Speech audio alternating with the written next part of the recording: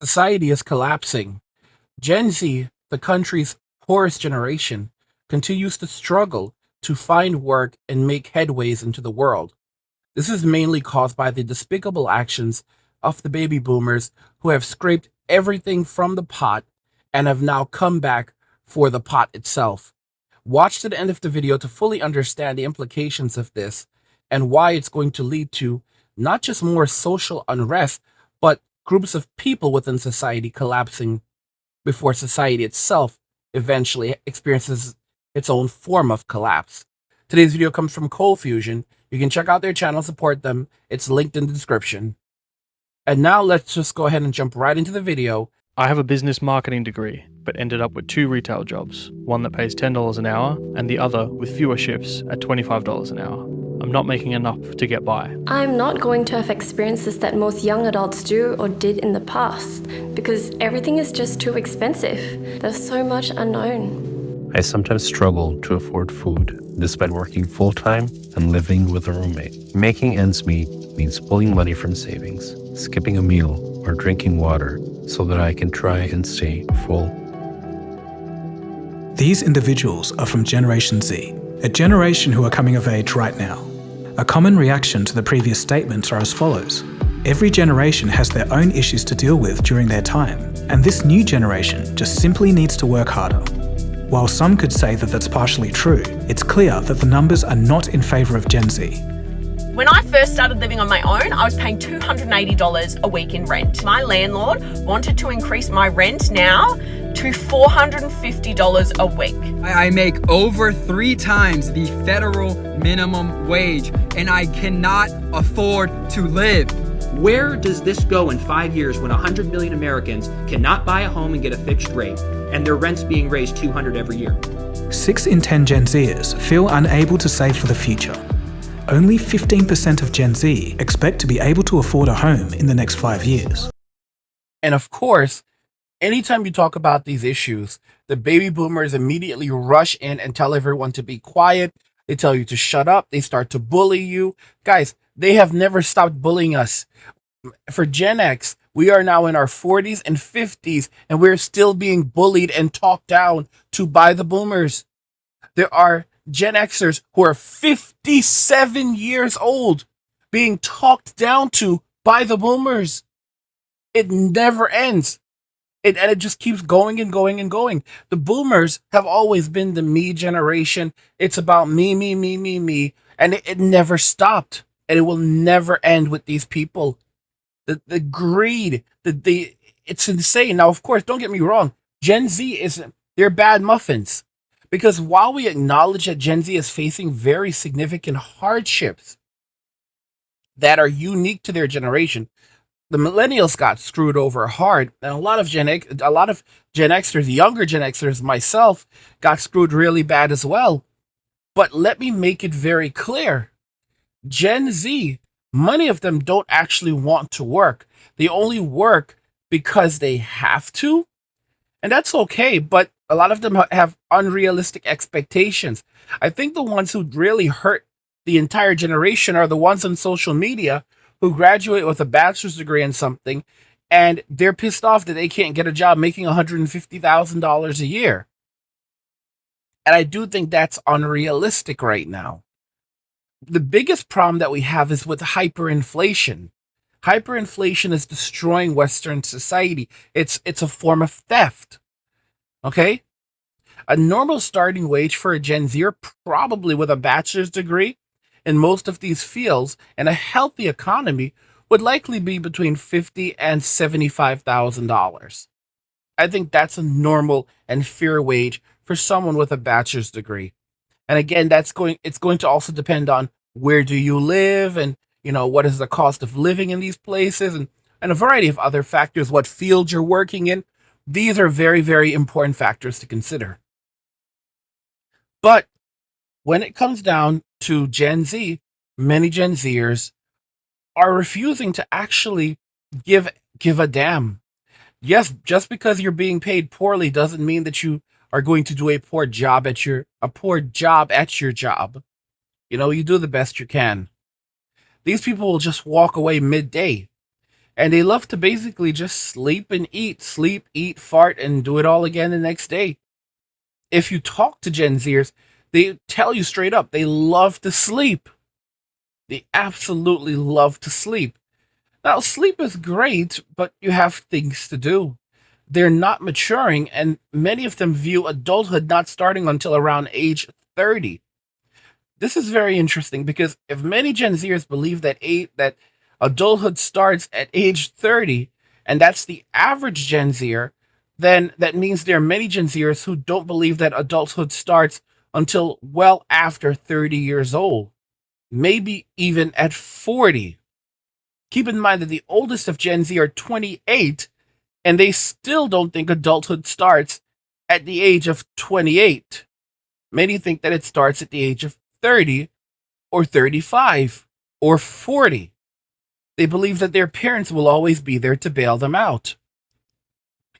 Unlike us Gen Xers and Zennials, they don't know the hardships of the world. They don't know how horrible the boomers are, how poorly the boomers have treated us, have treated every generation that has come after them. The boomers don't like anyone. They've blamed every generation after them and have said that every generation that has come after them have been terrible. When millennials entered the workforce, they bullied them. Back in the 80s and early 90s, they bullied us Xers and Zennials. They said that we were using drugs. They said that we were degenerates. They said that we were unruly and disrespectful. All right, we basically should be seen and not heard. They were absolutely terrible to us, and they just kept on lying, and they lied to us our entire lives. And it's only now that we realize that it's always been shame, insults, guilt, gaslighting, nagging because they need to be right. And they've done this to multiple generations. So I understand where Gen Z is coming from. I understand that these people are many of them are living in poverty, and they are going to, some Gen Xers, when they get pissed off, they say they're going to end up being indentured servants if they don't get their game together because no one's going to come rescue you. Gen Zers don't realize that this is the time when you have to be saving and investing because this is a horrible and harsh world.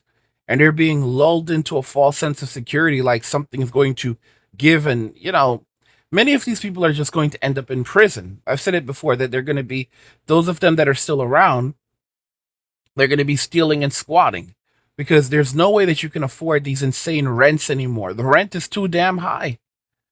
The rent's way too high and the wages are too low.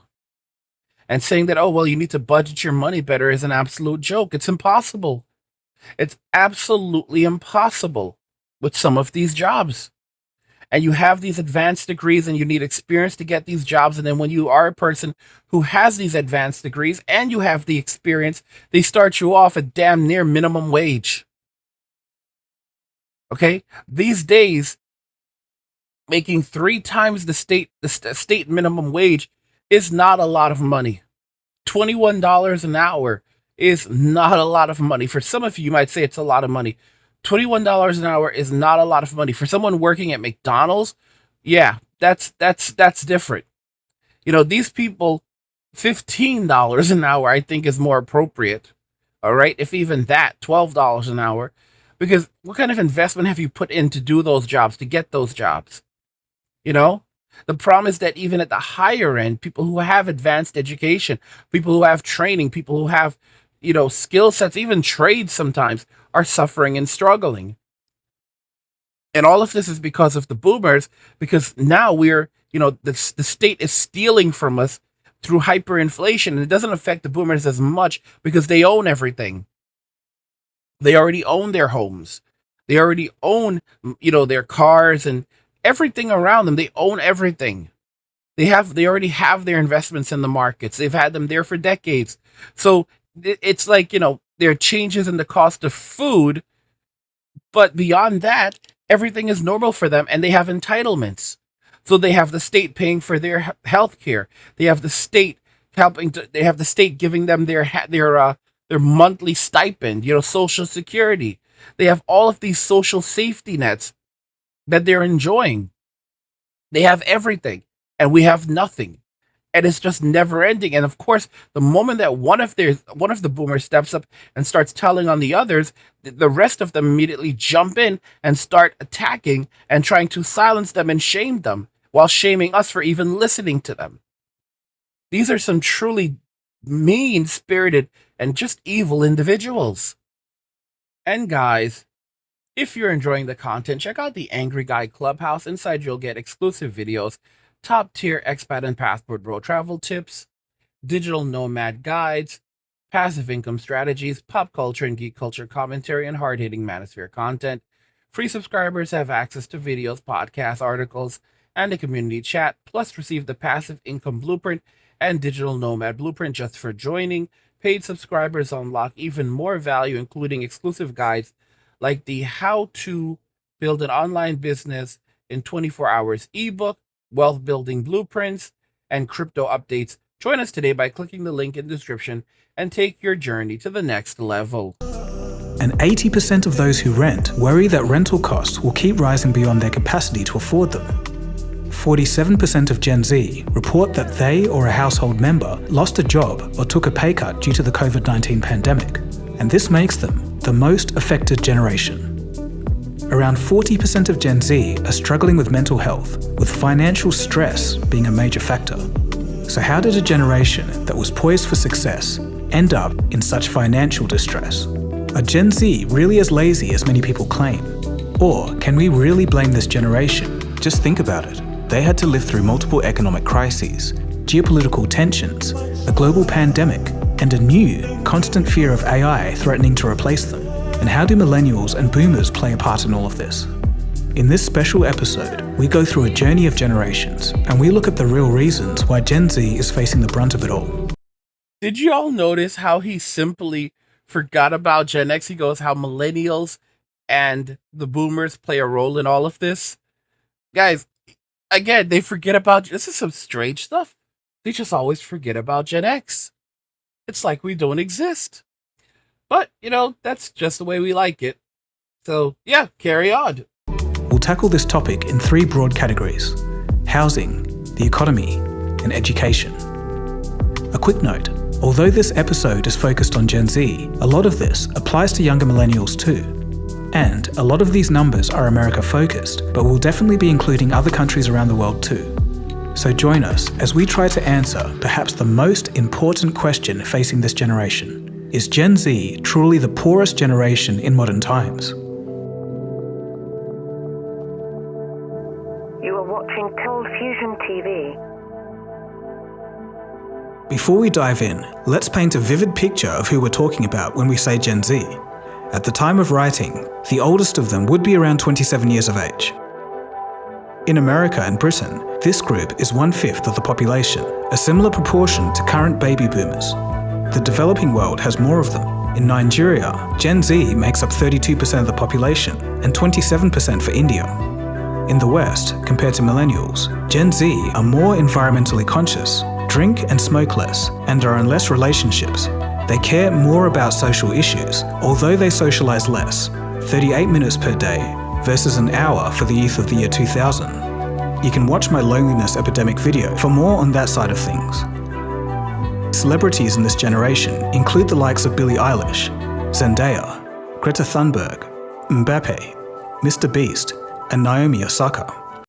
To be clear, Zendaya is actually right on the cusp of Gen Z. So Gen Zers are actually born 1997 through 2012. So that would make the oldest Gen Zers 27 years old. But pretty much if you're, under 30, you're a Gen Zer. You're basically that generation. You have the same ideologies. I said earlier, they're 28, but yeah, I mean, technically, if you want to be technical, the youngest or the oldest of the generation are actually 27. But if you're under 30 right now, you're pretty much a Gen Zer. You're gonna have those same ideologies, beliefs, and behaviors. So that is something to consider. But yeah, Zendaya is actually technically a millennial, but she's one of them. While these Gen Z celebrities are obviously doing fine, everyday people in their cohort are coming of age into tough times. What is really screwed up is the world is massively in debt. The workforce is shrinking. Population growth is slowing down. It's slowing down GDP growth, so there's not enough GDP growth to pay or service the amount of debts out there. And what we found since 2008, that the answer to this debt issue has been printing of more money, debasement of currency. People think of it in terms of, at first they think it's going to be inflation, as in the price of CPI goes up, but it's actually not.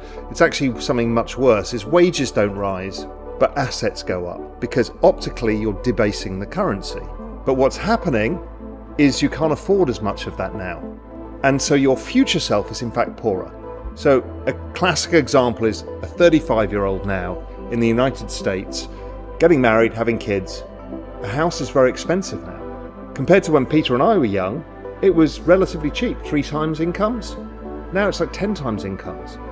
So there's no real way of getting up the ladder. So the advantages that your parents had are not available to you. For Gen Z, above all, there's probably one thing that feels more out of reach than anything else: housing.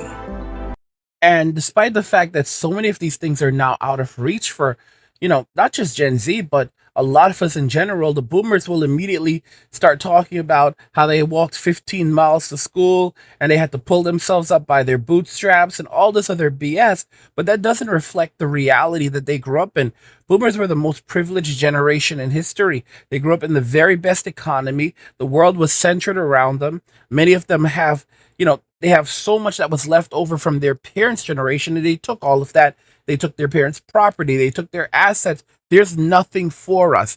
There's nothing to go back to. There's no family home. This is how these people operate. These are very selfish people. They did not like their kids. Okay? This is something we constantly talk about. The boomers just laugh this stuff off or tell you off because they're so nasty. When we were growing up, they used to say on the nightly news, it's 10 o'clock. Do you know where your children are? The reason why is because they would forget about us. We could be outside and they just would not know that we are outside. They could tell us, go outside, and they would leave us out there. And it would only be when it's 10 o'clock and these punks are sitting down watching the news because they are news bugs that they would suddenly realize, oh, it's 10 o'clock. Do you know where your children are? I really don't. Oh, I guess it's time to go look for them. Back in those days, we did not have cell phones. We did not have any of these things. So if we weren't home and they didn't know where we were, that was pretty much how it worked. And in some cases, if they got pissed off, like, well, you should have been inside. You sent me outside. Well, you should have known to come inside. Well, then that would have been, and you know what? These people were horrible people. And then they'll say things like, we were pretty hard on those kids, but we had to be. They left us with complex PTSD, many of us. That's why we just want to be left alone and left under our rock. And guys, they're just going to keep living longer and longer, and we're going to have some breakthrough probably that extends their lifespans to 200. And then by the time they get there, we'll have, cybergenics and all that other stuff will have taken off, or eugenics. So, they'll be able to upload their consciousness, or, well, however consciousness actually works. They'll start swapping out bodies. But, we probably won't be at the point in, 100 years from now yet where we can just print, 3D print new bodies. But we can, technically, if you have a young person and they're still around, and you could do a little swappity swap. Hey, if you're a person who's brain dead and there's a boomer who needs a new body, hey man, why not, right? And they can really just redefine what brain death is, because that's how the boomers operate. They'll start. Can you imagine a boomer just seeing a body they like, and I like that body right there. I'm gonna get that for myself. Hey kid, how you doing? Come here, kid. Guys, this is how bad the boomers are. This is how bad they are. They're not decent people. They're not good people. Very, very bad people. They're a predatory group of people that stole our futures while we were still in diapers.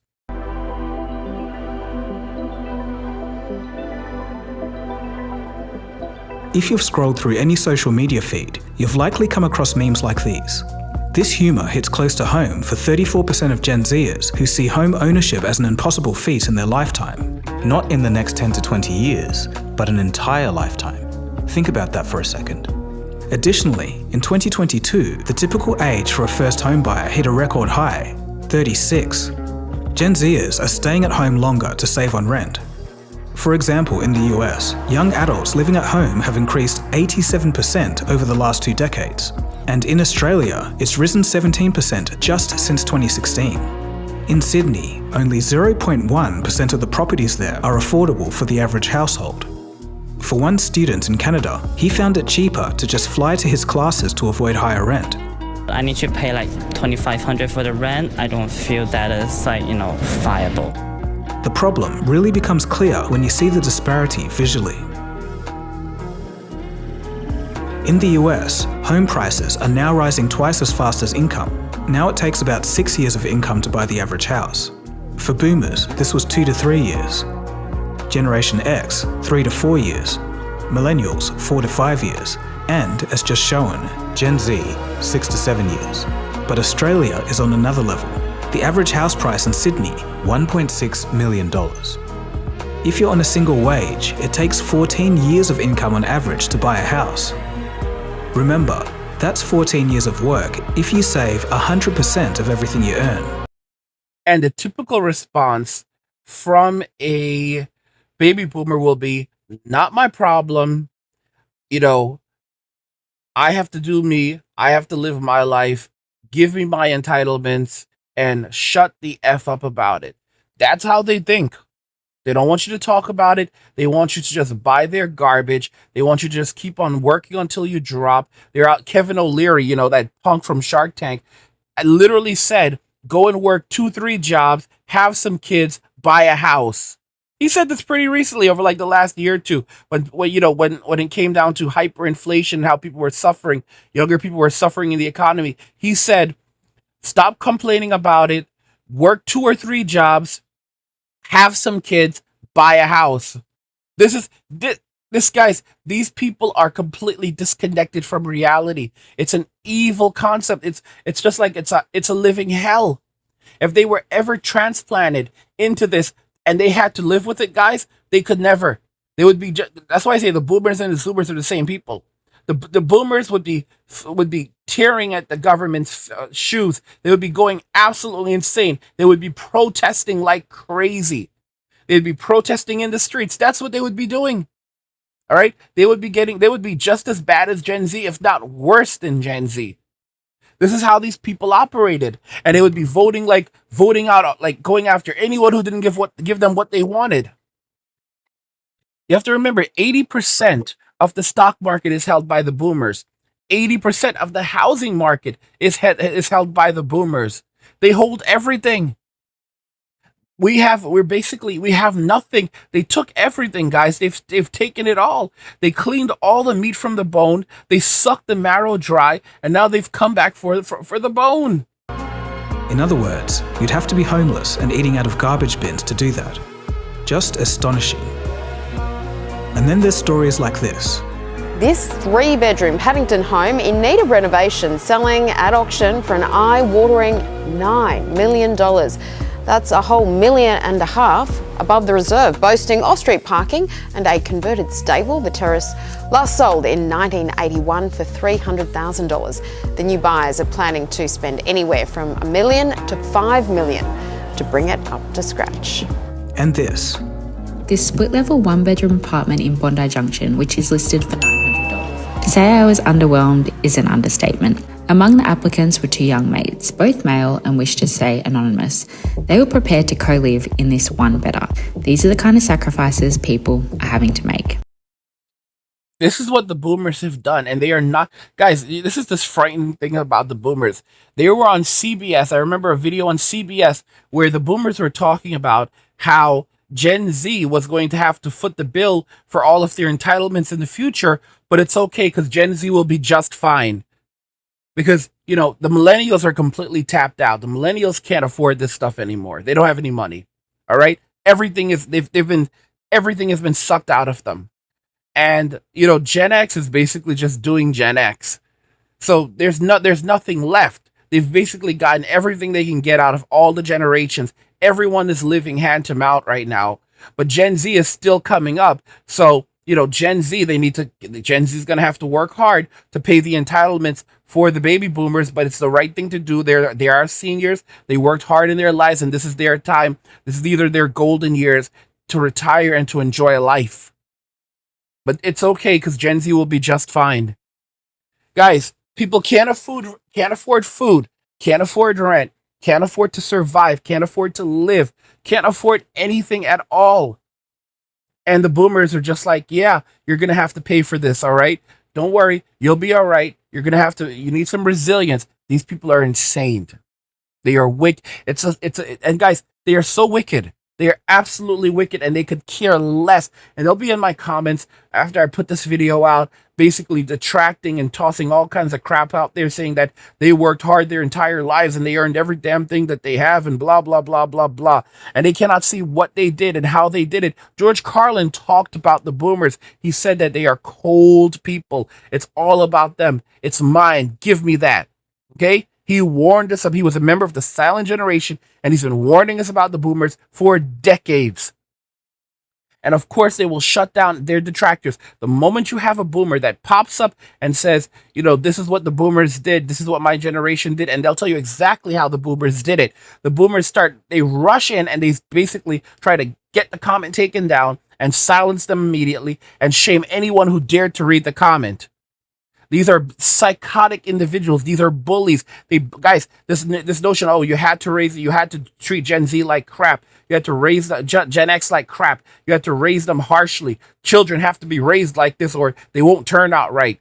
Look at what happened. Look at the state of us. A lot of Gen Xers are living with PTSD, complex PTSD. Okay? They just want to be left alone. And boomers are still having a good time. They're still out there partying and living it up. It was one big party for them. All of this woke garbage, everything, all of the political unrest, it's because of the boomers. They're the ones directly responsible for it. They're the ones pulling all the strings. All of these investment firms that are pushing DEI, diversity, equity, inclusion, they're all headed by baby boomers. They were all founded by baby boomers. Who founded BlackRock? A baby boomer. These people are responsible for it all. They're the ones who caused all of this. I mean, wake the heck up and realize, and they don't care. And they'll tell you like, just like Gen Z, Gen X doesn't care about your feelings, we also don't care. And they're not joking. They could care less about you. They don't care. Not only do they not care about your feelings, they don't care about you as a person. They don't care about you in any way. It's all about them. How many of us broke bones growing up and our boomer parents could care less? And they let us suffer. I remember hollering and screaming for hours because the pain from my compound fracture was so bad, I likely needed surgery. And they wouldn't do anything for me. The boomer doctor wouldn't do anything for me. And eventually we go back to the bastard and he goes, "Oh, I messed up. I messed up. I didn't diagnose it properly. If you look right here, you've got a bunch of fractures. These are multiple fractures here. I missed it." And he could care less. But by that time, so much time had already gone by. It didn't make any sense to try to do an operation. These people are bad people. Jesus, help us. There's a myriad of reasons of why this is happening in Australia, and I'm going to do an entirely separate video on this topic alone. But the bottom line is prices have surged more than 22% in just 1 year. In the UK, things are bad too. The average house costs 9 times as much as average earnings.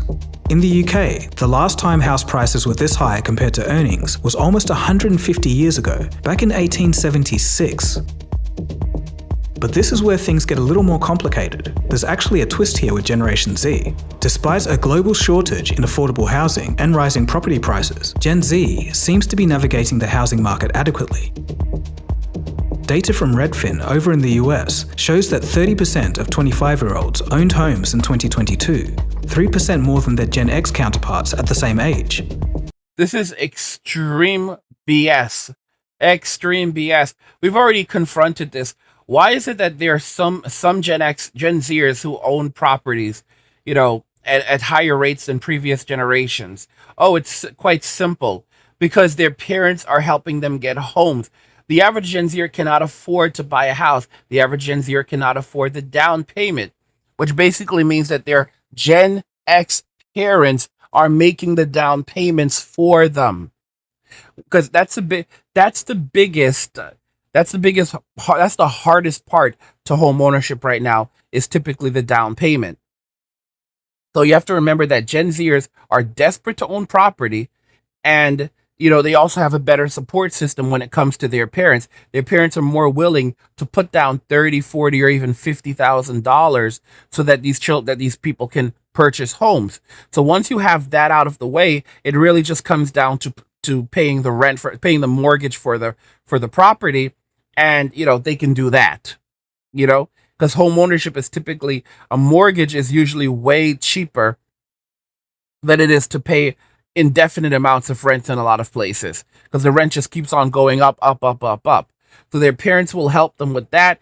And if it comes to, if worst case scenario, their parents will even help them with the mortgage payment. Because think about it carefully. You can easily spend $3,500 a month on rent right now. $3,500 a month and $40,000 to $50,000 a year. So a lot of parents are going to say, a lot of Gen X parents are going to say, well, I'm already spending crazy amounts of money trying to help them cover their rent. It just makes more sense to take that money and use it towards put it towards a down payment on a house, right? So I'm going to spend quite a bit of money in the short term, but over the course of 2 years, it makes a lot of sense. And then if you get a mortgage that's only $1,500 to $2,000 a month, that's substantially lower than $3,000 or $5,000. So you save a lot of money in the long term. So that's really what's happening. It's not that these Gen Zers are suddenly able to afford homes at better rates than the millennials or even the Gen Xers. It's because their parents are stepping up, and their parents are paying the down payments and then helping them cover the cost of the mortgages. That's why they're purchasing homes at higher rates than millennials. Well, how is this? Here's what different experts say. Those in Gen Z took advantage of record low mortgage rates in 2020 and 2021. This made servicing a mortgage less of a burden. Gen Z has more remote work opportunities, so they're able to live somewhere remote and more affordable. And lastly, this cohort has more access to technology, information, and platforms, which all help in their home purchases. According to Ben Miller, the CEO of Fundrise, quote, "Every generation is getting more economically screwed in some ways, but they, Gen Z, have way more knowledge and information than previous generations. Way more. That's got to count for something," end quote.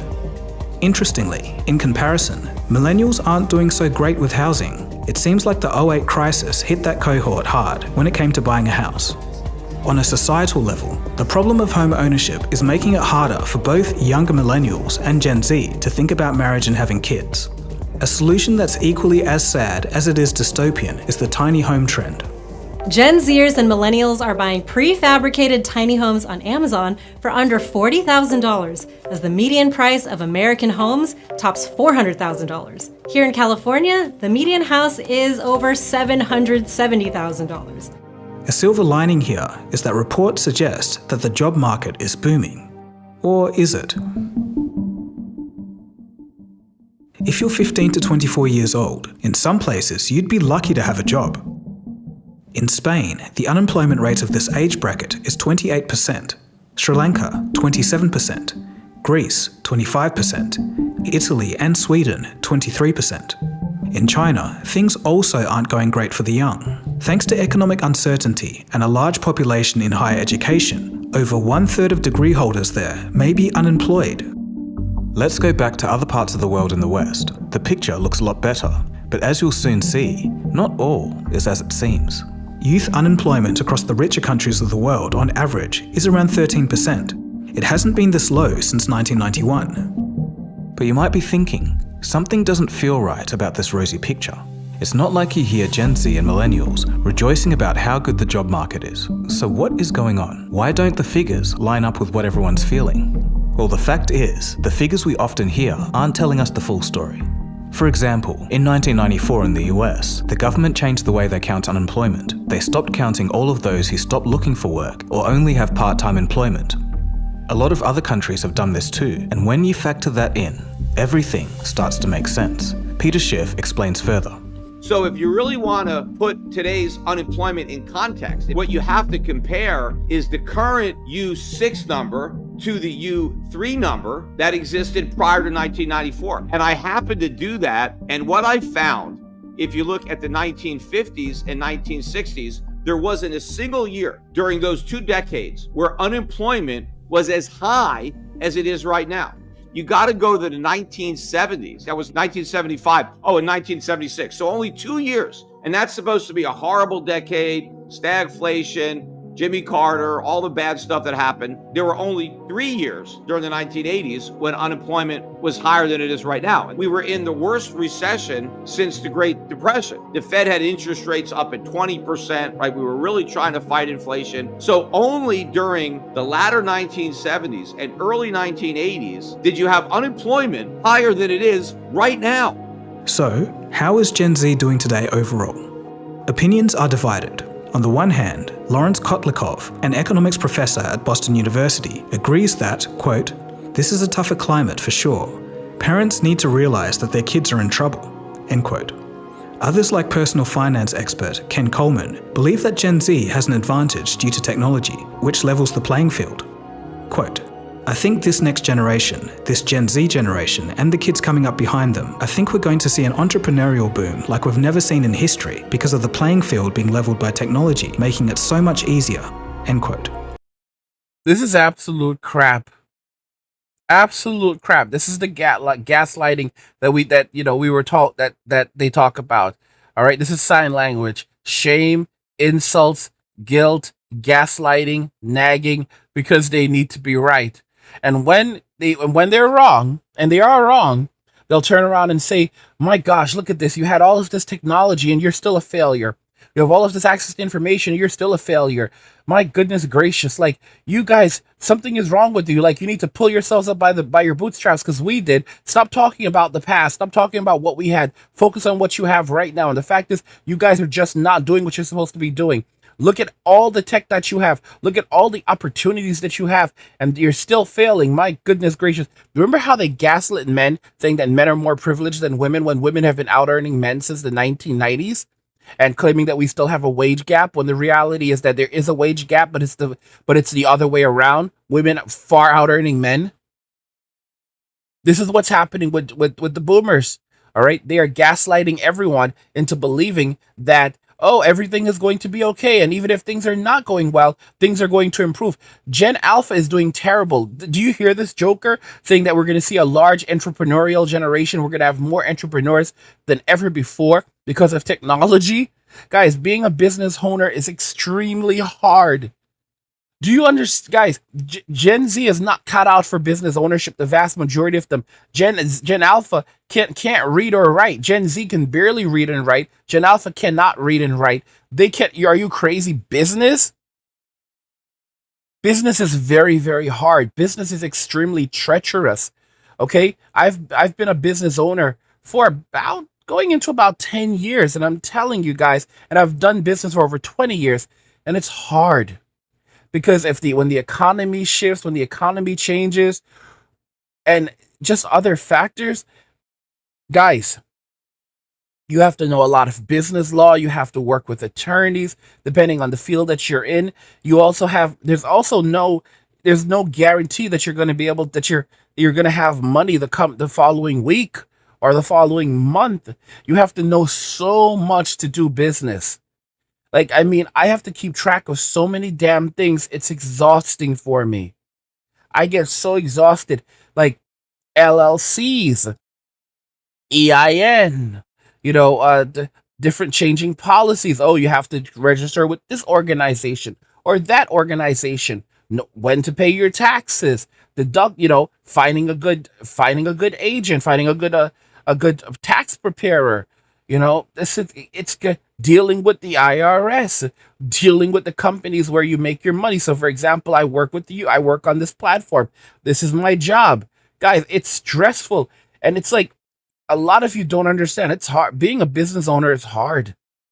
Now, do I recommend everyone learn how to start a business and everyone learn how to build wealth?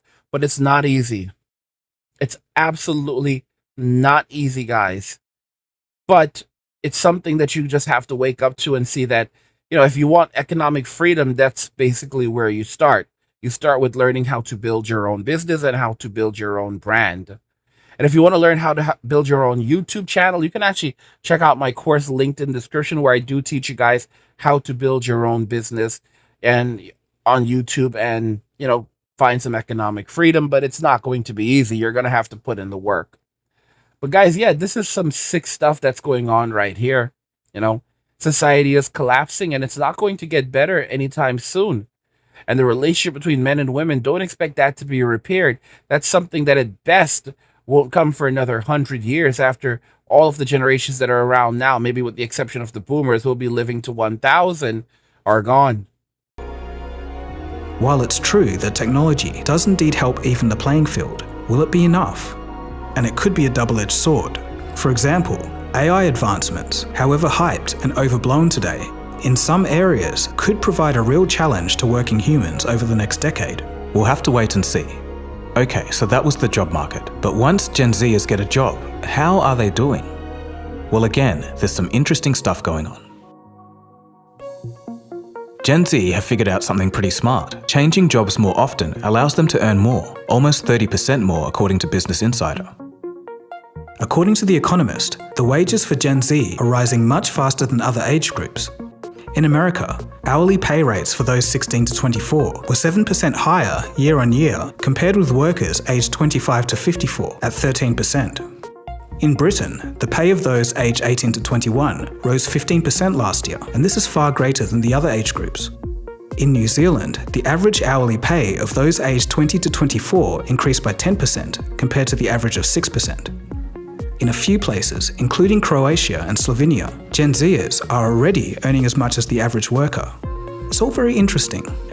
The explanation for this could be simple. After the post-COVID inflation started exploding, a lot of people would ask for a raise, and they got it. But the difference with Gen Z is this. They're the youngest cohort, so they had the lowest base wage. Because their wage was lower, companies could afford to pay them more, as it was still cheaper than retraining someone else, for example. So, when you look at the proportions, Gen Z seems to be doing better. But the truth is, even if their pay is increasing at a faster rate, it may still not be enough gross income to live comfortably. So the question must be asked, why is pursuing higher salaries not translating into financial security? One word: inflation.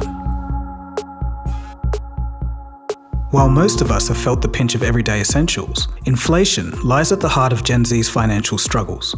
They're mostly just starting their careers and probably earning less overall. To enter the workforce during a period of rapid inflation, not seen since the 1970s, would be a real shock for any young adult. In 2022, inflation soared to the highest point in 40 years. During the pandemic, supply chain disruption meant that goods cost more, and to prevent the economy from stalling, governments printed excess amounts of money to revitalize it.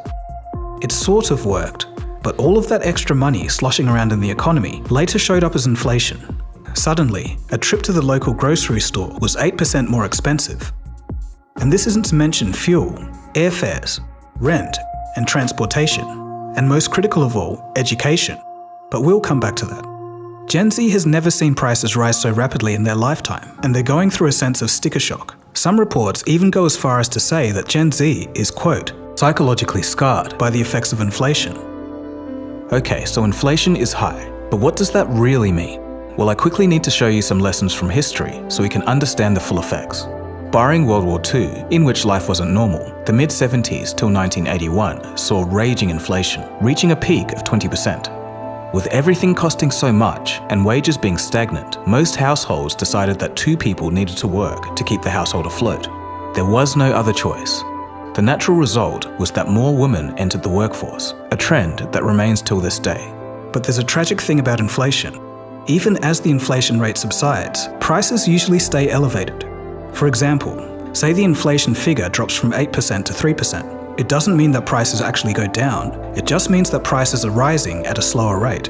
In other words, they were rising at 8% and now they're rising at 3%. I say this just to highlight that inflation is nothing to play with. But the good news is that for now, inflation rates across the world have slowed. While that's welcome news, Gen Z would have to accept that higher prices are here to stay. Higher wages do help, But the truth is, for a young person just starting out in their professional career, inflation makes things very hard. How much did you pay for your first house? $18,000 with 17 acres. What year? 1989. When I was a kid, cars were thousands of dollars. A brand new car, like, I don't know, $5,000. I remember seeing ads. Houses were probably, what, $10,000, $20,000 when I was a kid. Now, you see, that's one of the boomers telling the truth. Guys, they'll rush in right now. I'm telling you, the boomers are going to rush in on this video. They're going to rush in, and they're going to say that these are lies. I said, oh, my first house cost $175,000. My first house. Guys, they're lying their butts off. Don't believe the boomers. My parents, their first house, this was in the mid-90s. Mid-90s. Their first house was around like $140K. And that house is now valued well over $1 million. These are bad people. Bad people, okay? This is how they lie to you. They're despicable individuals. There's no way that a house's value is supposed to 10x in less than 30 years. 10x in less than 30 years. All right? Oh, you have boomers, you have some people who purchase their homes for like $20,000 in 1969, and now that's a $3 million property.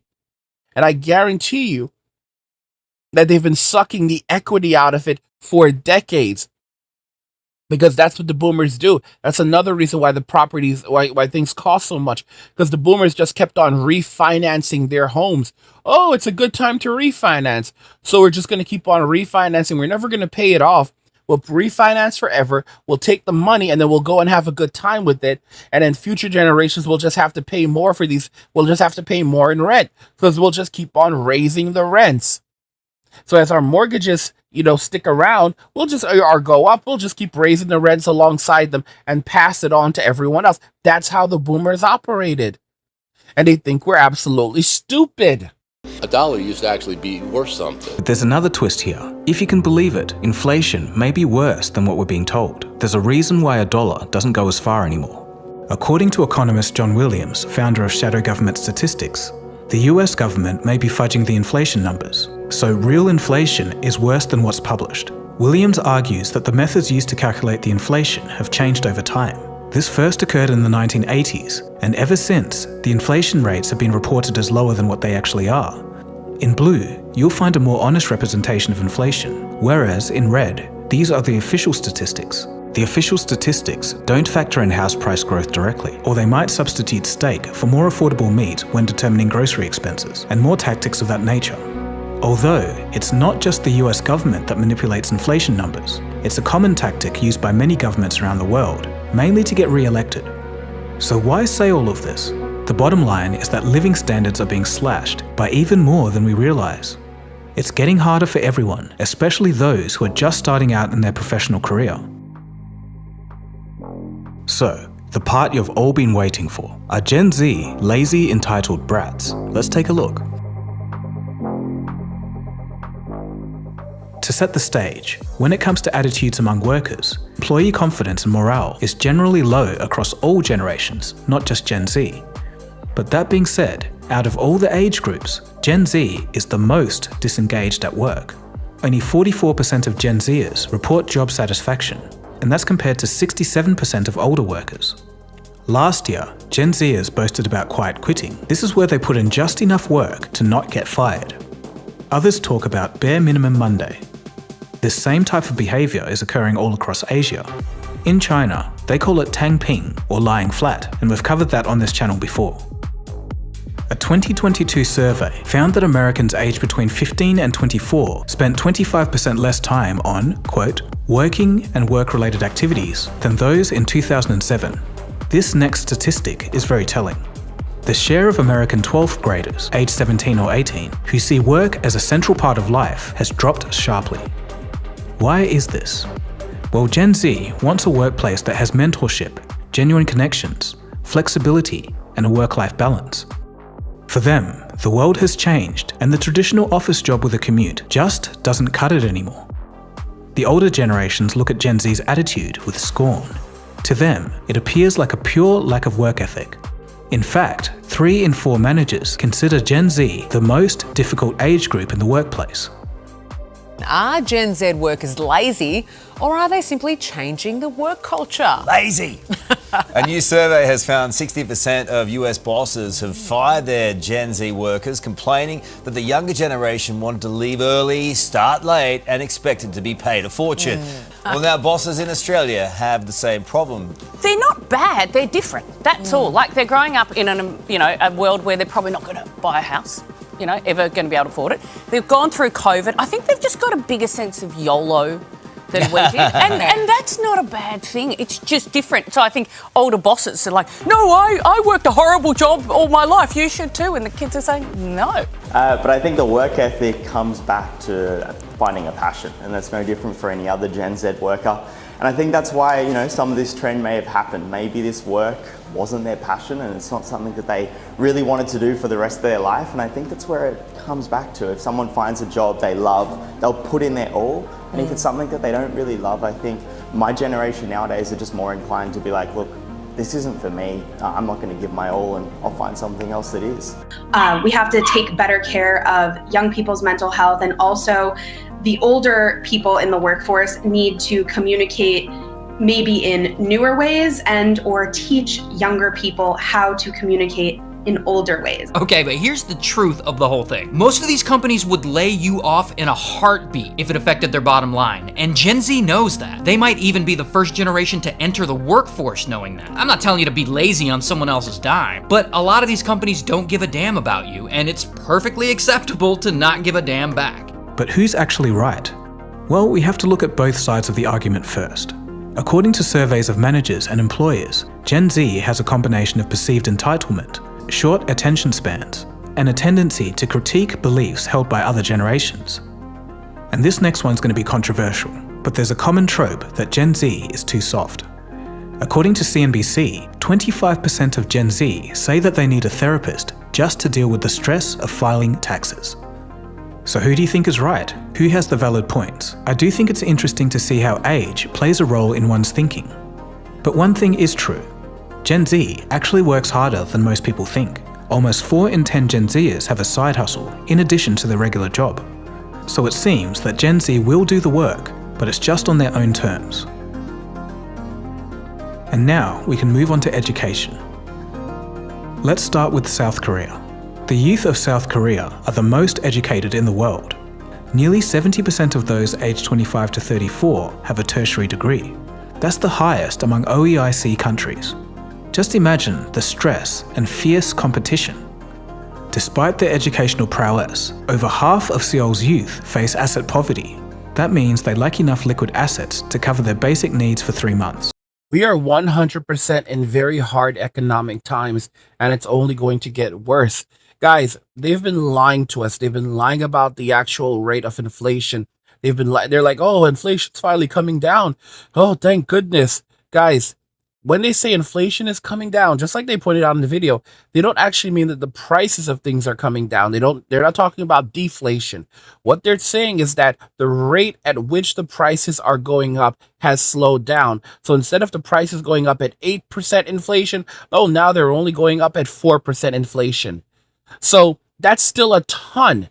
They're still going up, and you're not going to get any actual relief. They're basically saying, well, if you want relief, you're going to have to go earn more money to offset the effects of the inflation that occurred before, but it's never going back to what it was 4 years ago. Groceries now cost, in many cases, 4 times, get that through your heads, 4 times what they did back in 2019.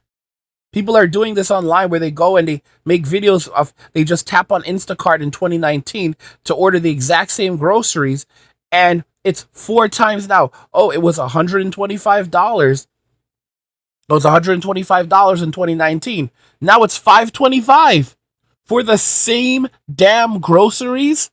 And some things have gone up even more than that, where, something like, meat that would cost, let's say, $10. That would cost $10 in 2019. The same meat per pound is now $50-something a pound. And this is what's happened to us. You can't eat, you can't do anything. And the boomers are laughing at you. And then you're told by, you're told by the boomers and their supporters and enablers that, oh, they have to do this. You need to man up. You need to basically take it on the chin. Stop complaining about it. Guys, these are horrible people. Guys, we're heading for another collapse. Trump and Elon cannot fix this problem, and they both know that they cannot fix this problem. The honest guys, our situation with inflation and our national debt, the actual national, they say 35 trillion, but evidently I keep on seeing another figure, $175 trillion, because evidently the entire debt, the actual debt that we have, most of it is offshore. It's not in the country. And we're just talking about the debt that we hold right here. So $35 trillion, but it's evidently more than that. It's evidently 175 trillion. And it's just unbelievable. I'll have to do more research on this because I'm still rattling my brain to understand how is this possible.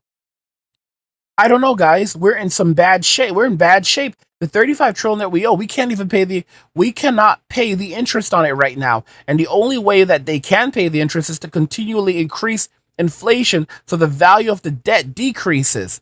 This actually hurts the countries that we borrow the money from, though, because we borrow a lot of the money from China and so forth. But they make money off the interest. There's literally no way we can pay this money back. Guys, these people have set us up for failure. They have robbed our futures. They've stolen everything from us. They're never going to stop. It'll never end with them. These are narcissists, guys. And don't ever really expect most of them to admit to what they've done. Because the people who hurt you will never admit to hurting you. The people, guys, you have to remember, these are criminals. These are criminals, despicable criminals. They're not going to admit to their crimes. They're not going to admit to what they've done. They're just going to keep on going to the very end. Even on their deathbeds, they will keep on lying. And they believe that God is on their side. Guys, the things that they have done to us, they will justify and say God is, everything is okay. My gosh. These are people who stole. Guys, my father used to steal from the church. And I knew they were all stealing. He was stealing. They were all stealing in the church. They were all stealing the tithes and offerings. These people were thieves. They were crooks. Moreover, in a country where working 18-hour days isn't uncommon, skyrocketing house costs are pushing many South Korean Gen Zers into small apartments just 50 square feet. That's almost 1/10 of a standard studio apartment. So the United States, of course, is an interesting case. Education there is extremely expensive. Tuition costs have risen faster than the costs of medical services, childcare, and housing. Student debt is no joke with these higher interest rates. It's so bad that 39% of recent graduates said that they would choose to spend a week in jail if that meant that they could erase their debt. So since about 2018, some Gen Zers are simply turning their backs on traditional higher education paths and looking towards a career in trades. Community colleges are also being looked at more. It is so weird to me that everyone wants to go to a highly ranked college. Usually the professors there, their number one focus is not teaching. They're incredibly smart, but what they really care about is their own research. As you guys know, smarts does not equate to skill when it comes to teaching. It also does not necessarily translate to motivating young people. That's why the most impactful teachers are usually at community colleges. Way cheaper, way easier to get into. You can likely live at home if you go to community college. Overall, I think that's pretty much the move. But in most Western countries, those who are going to university are being smarter about it. The economy isn't as secure as it once was, so there's been a drift to more easily employable degrees. Science, engineering, and medical degrees are rising, and the humanities are falling out of favour. And all of this isn't to mention Gen Z's debt levels. In the US, for example, with inflation and interest rates rising, Gen Z has the fastest rising debt levels of any generation. Between 2022 and 2023, so just in 1 year, Boomers' debt went down by 1.3%, Millennials up by 8%, and Gen Z up by 15.4%. Now here's where things get frightening. Yes, higher education costs more, but a lot of Gen Zers are also opting out of higher education. So I'm sure there's some things there as well that are playing a role in it. But I don't think that's the entirety of it. The reality is that a lot of Gen Zers are living off credit. They're incurring large amounts of credit card debt, and they're basically trying to balance it as much as they can so they can then take on more and more and more. Eventually they run out. Eventually companies won't give them any more money. But they're basically living off credit. They're taking out as much as they can on credit, and they're trying to ride things out that way because they figure they don't have any future. The highest levels of credit card fraud right now are seen among Gen Z. They have extremely high rates of credit card fraud where they'll purchase an item and then they will decide that, they're going to call it in and say they never received it. I will say this. Companies are despicable. Companies are absolutely despicable. I purchased a new gaming laptop recently, and what ended up happening? The damn thing does not work. I spent over $3,000 on this thing. The damn thing does not work. And it stressed me out a lot because I had to go through Microsoft, and I was on there with their tech for hours, many hours, and we had to basically reinstall all the software on it, and even that didn't fix it. And for example, if we made a change to the drivers and then restarted the device, the same issues would then come up again with the drivers. And this is a high-end laptop. And I then, tried to have it, I basically ultimately said, fine, I'm going to send it back. And the company is like, all right, cool. And this is Best Buy. It's going to take basically about a month for you to get your money back. I am so serious. And I'm like, a month? Could I have an exchange? Could you just send me a new laptop? Sure. So I'm waiting for the new laptop, and then they just suddenly decide they're going to cancel it. And they give me a BS excuse for canceling it and tell me it's going to take them about a month to give me my money back. And that's basically it. Like, this is so it's like there's so much fraud happening. It's kind of understandable. It's not a good thing that Gen Z is committing high levels of fraud, but the companies themselves are committing high levels of fraud because they're basically banking on the consumer being honest while they are dishonest. So the modern day world, I will say Gen Z is kind of better suited for the modern day world in terms of their dishonesty because we're dealing with dishonest companies, dishonest state. So, Gen Z kind of aligns with that. I'm not saying it's a good thing and eventually they pass it on all to us, but eventually, anyway, we're just going to be charged anyway, because we live in a criminal society. In addition, Gen Z is also making $7,000 less than their same age group was a decade ago, adjusted for inflation.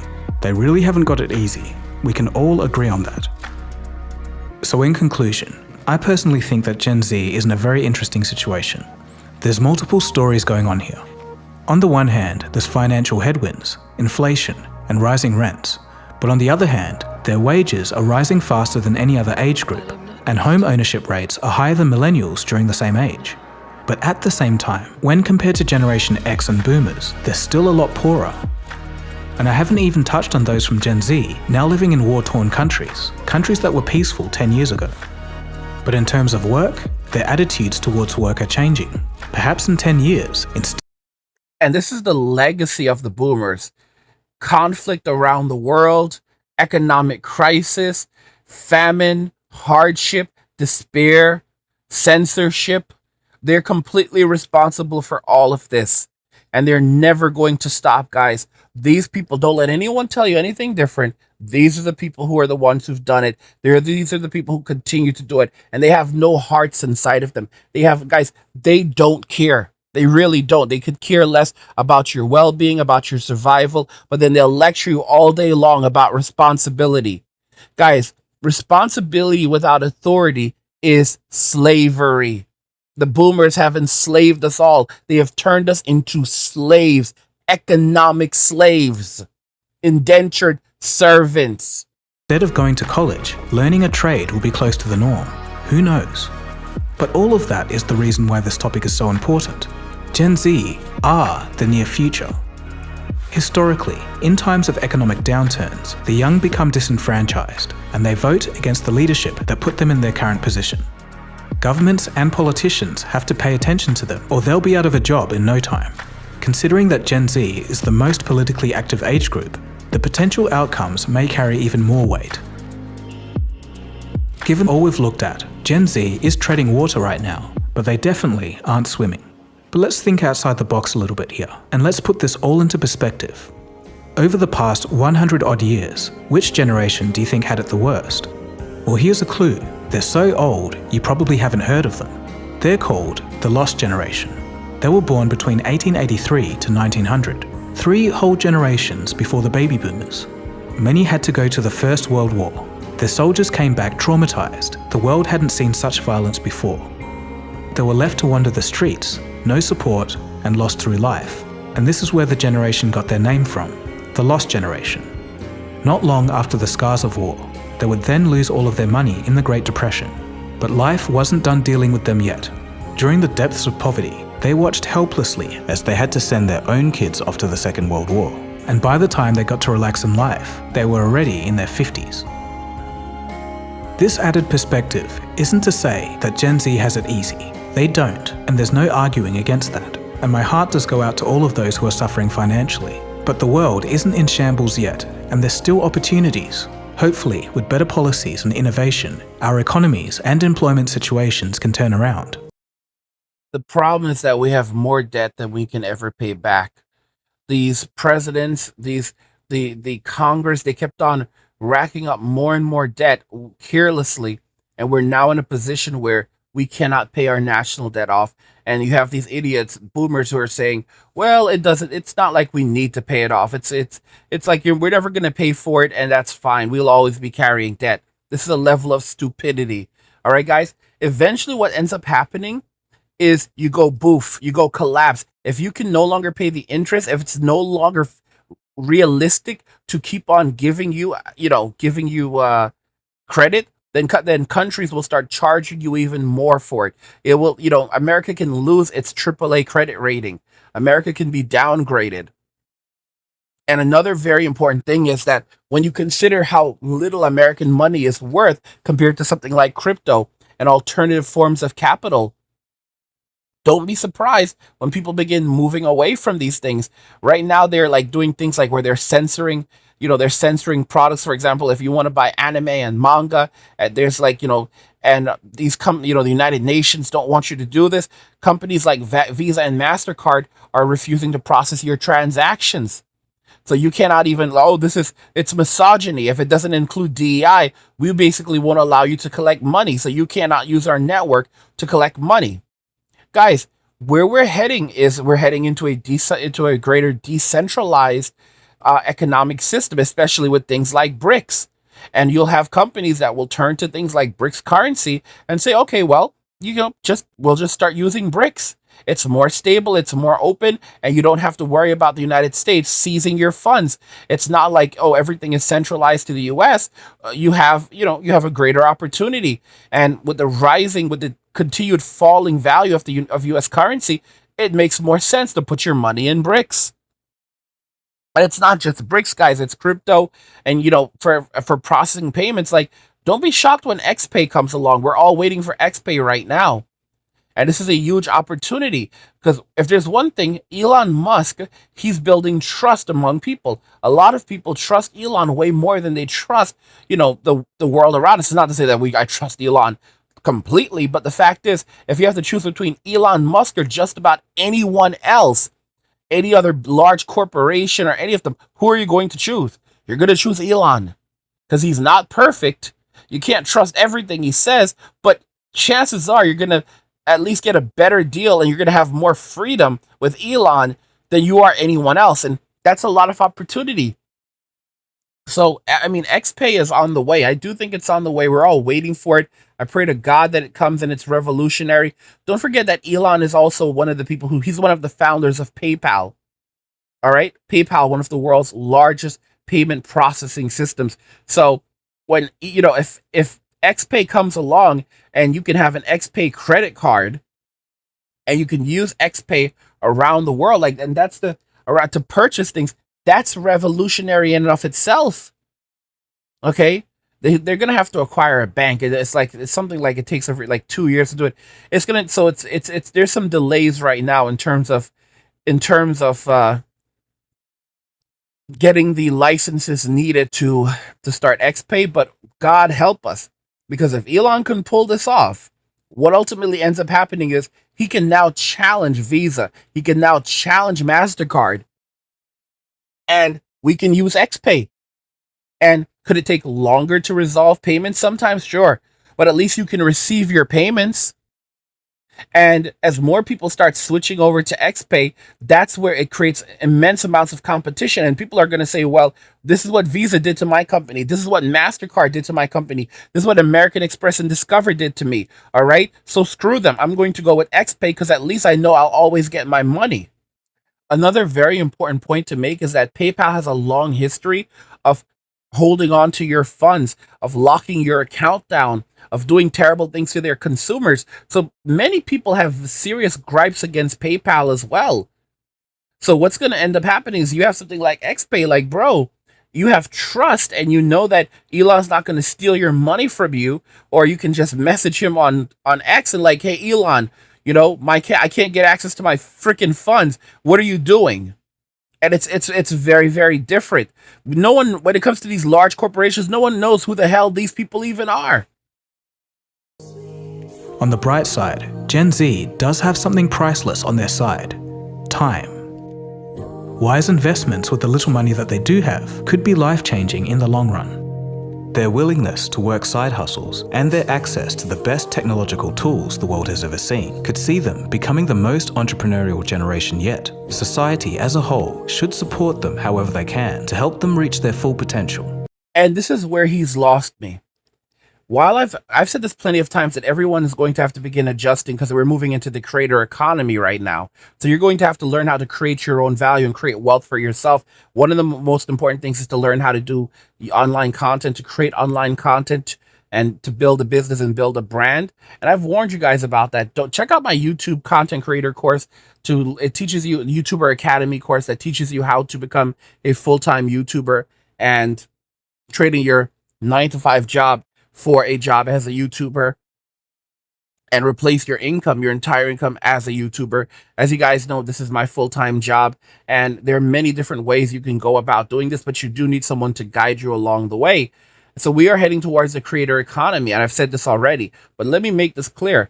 Entrepreneurship is very difficult. It's not easy. It takes work. It takes investment. There's a lot of blood, sweat, and tears that are involved in this procedure. But I did say this years ago, those cushy 9-to-5 jobs are going away. And do not trust the gig economy, because the gig economy is becoming oversaturated. It's extremely oversaturated right now. People are starting to struggle to find work as they're competing with others in the gig economy. And don't forget the automation crisis that's coming, where in 5 to 10 years, a lot of these jobs may not even exist anymore, because you're going to have self-driving cars that are now delivering your food or driving you wherever you need to go, and you don't have to deal with anyone. You don't have to give them a tip. You don't have to worry at all. And that's a major factor to consider. After all, they are the future. But that's just my opinion. Given all of the information that was presented in this video, what do you guys think? And with that, we've covered as many aspects on the lives of Generation Z as we possibly could. I hope you did enjoy that coverage and learned something from it. Feel free to share this episode with anyone who'd be interested. The boomers will face consequences for what they've done. You have to remember that 50% of boomers have no savings. And then from those that do, 70% have less than $100,000 in savings. So it's like they're heading towards hell on earth. There's no way they're going to be able to survive retirement. And the ultimate truth is they're going to be turning to the state and demanding even more money. They're going to be demanding, give us more money, increase our Social Security, increase give us more entitlements. This is how you treat your old people. This is how you take care of your aging population. They're going to just more gaslighting, and greed. Okay, guys. They're going to face serious consequences, but Gen Z needs to get their stuff together, because there are no handouts for anyone. The world is a very hard place, and it's just hard like that. By the way, shout out to the 1 Hour Gang. If you made it to this point in the video, 1 Hour Gang, 1 Hour Gang. I haven't done one of these in a while. Come on, y'all. Shout out to the 1 Hour Gang. 1 Hour Gang, 1 Hour Gang. If you made it 1 hour, let us say, shout it out in the comments. 1 Hour Gang. What do you guys think about this, guys? You know, this is how nations collapse. Society is collapsing. Let me know your thoughts and we'll talk about it in the comments. Like the video if you like it. Don't forget to subscribe. And if you like the video, share the video. And just remember that all roads lead to MWA, men walking away. And cheers.